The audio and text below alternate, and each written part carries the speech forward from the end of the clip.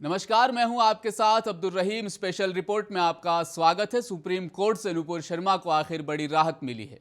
Supreme court ने BJP की पूर्व प्रवक्ता को सभी एफआईआर में गिरफ्तारी से अंतरिम संरक्षण दिया है। कोर्ट ने कहा कि फिलहाल किसी भी मामले में किसी भी तरह की कोई कार्रवाई नुपुर शर्मा के खिलाफ अब नहीं होगी।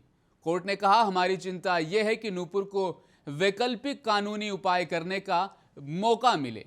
इसके साथ ही सुप्रीम कोर्ट ने नुपुर की याचिका पर दिल्ली पुलिस, पश्चिम बंगाल, तेलंगाना सभी जगहों पर नोटिस भी जारी कर दिया है।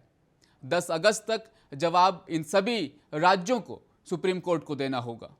भविष्य में अगर नुपुर शर्मा जो उनके बयानात थे पैगंबर मोहम्मद को लेकर उन्होंने जो टिप्पणी की थी या आपत्तिजनक टिप्पणी बताई गई, इस बयान को लेकर कोई नई एफआईआर अगर अब दर्ज होती है नुपुर शर्मा के खिलाफ, तो कोई भी कार्रवाई कोई भी नहीं कर सकता है। यह भी सुप्रीम कोर्ट का फैसला आज नुपुर शर्मा के हक में आया है, उसे राहत देने वाला फैसला है। नुपुर मामले पर आज सुप्रीम कोर्ट में जस्टिस सूर्यकांत और जस्टिस जेबी पारदीवाला की बेंच ने सुनवाई की थी।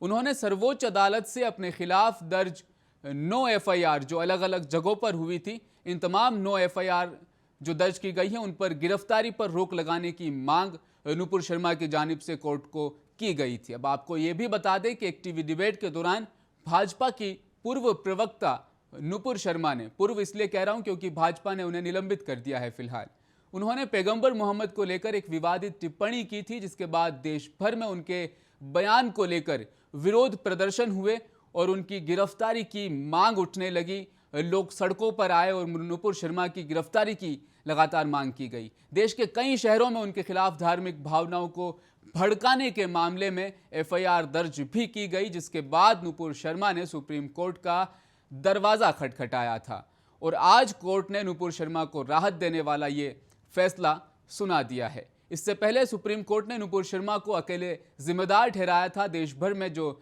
धार्मिक उन्माद, धार्मिक दंगे फैल रहे थे उसके प्रति, और आज सुप्रीम कोर्ट ने ही नुपुर शर्मा को आखिर राहत देने वाले कई फैसले किए हैं। आप इस पर अपना क्या राय, अपना क्या सुझाव देना चाहते हैं, हमें कमेंट बॉक्स में ज़रूर लिखिएगा। हमारे चैनल को सब्सक्राइब कीजिए, लाइक कीजिए, शेयर कीजिए। आज की हमारी स्पेशल रिपोर्ट में फिलहाल इतना ही। धन्यवाद।